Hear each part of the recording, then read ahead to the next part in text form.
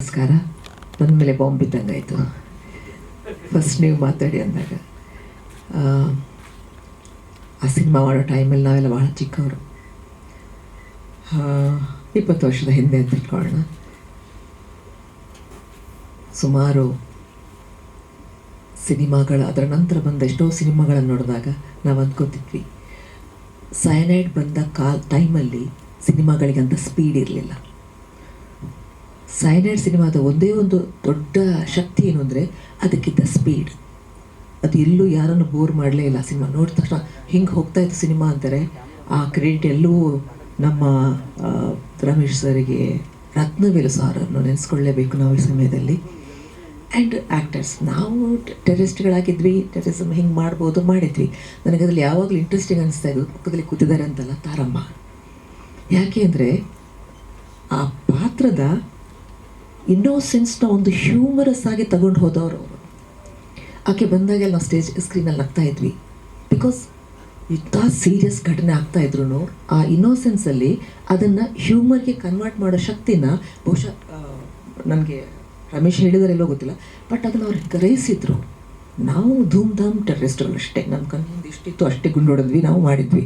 ಆದರೆ ನಿಜವಾಗಲೂ ಆ ಟೈಮಲ್ಲಿ ಆ ಪಾತ್ರನ ಭಾಳ ಸುಂದರವಾಗಿ ಅದಕ್ಕೊಂದು ಬೇರೆ ಒಂದು ಆಯಾಮ ಕೊಟ್ಟು ತಗೊಂಡು ಹೋದವರು ತಾರಮ್ಮ.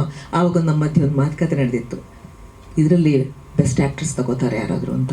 ಮಾಳವಿಕ ಡಿಸ್ಕಷನ್ ಆಗ್ತಾಯಿತ್ತು, ನಮ್ಮ ಟೆರರಿಸ್ಟ್ಗಳ ಮಧ್ಯೆ ಡಿಸ್ಕಷನ್, ಯಾರು ಯಾರು ಯಾರು ಯಾರು ನಾವೆಲ್ಲ ಟೆರರಿಸ್ಟ್ಗಳು ಕೂತ್ಕೊಂಡು ನಮ್ಮ ಗ್ಯಾಂಗಲ್ಲಿ ಮಾತಾಡ್ತಿದ್ವಿ.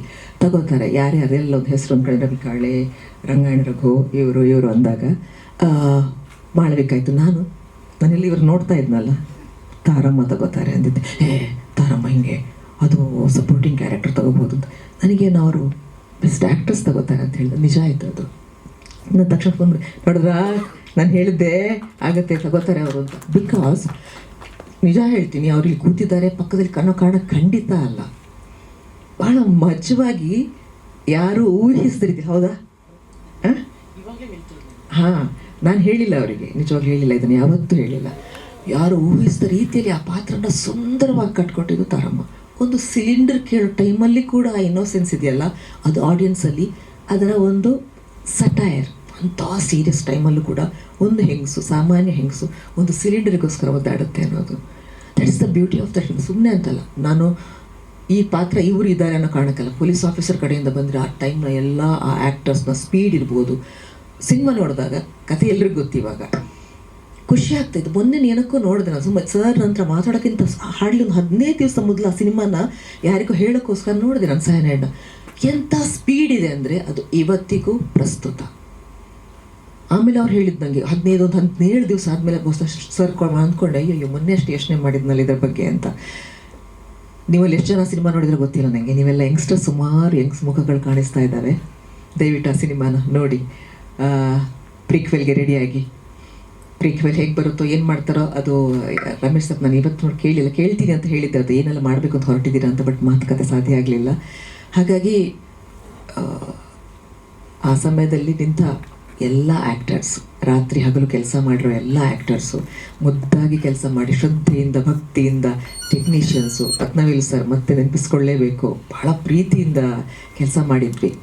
ಹಾಗಾಗಿ ಅವಕಾಶ ಮಾಡಿಕೊಟ್ಟ ರಮೇಶ್ ಸರ್ಗೆ ಹೃದಯ ತುಂಬಿದ ಧನ್ಯವಾದಗಳು. ಹಾಗೆ ಈ ಸಿನಿಮಾ ಪ್ರೀಕ್ವೆಲ್ ಬಂದಾಗ ಅಷ್ಟೇ ಪ್ರೀತಿಯಿಂದ ಈಗಿನ ಜನರೇಷನ್ ರೆಸ್ಪಾಂಡ್ ಮಾಡಲಿ ಅನ್ನೋ ಆಸೆಯಿಂದ, ಆವಾಗ ಕಥೆಗಾರರು, ಡೈರೆಕ್ಟರ್ಸು, ಸೋಷಿಯಲಿ ರೆಕಗ್ನೈಸ್ ಆದಂಥ IAS, IAP ಎಲ್ಲರೂ ಆ ಸಿನಿಮಾಗೆ ರೆಸ್ಪಾಂಡ್ ಮಾಡಿದರು ಪ್ರೀತಿಯಿಂದ.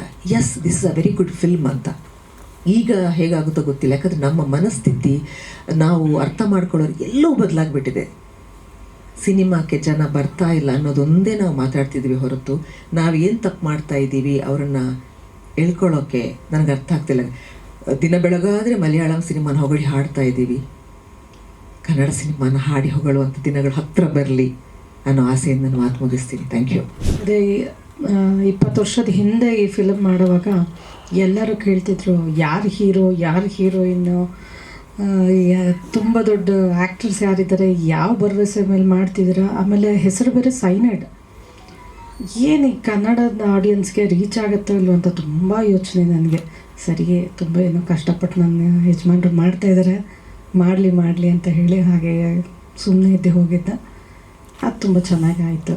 Thanks to all the audience and for all the support given by media people.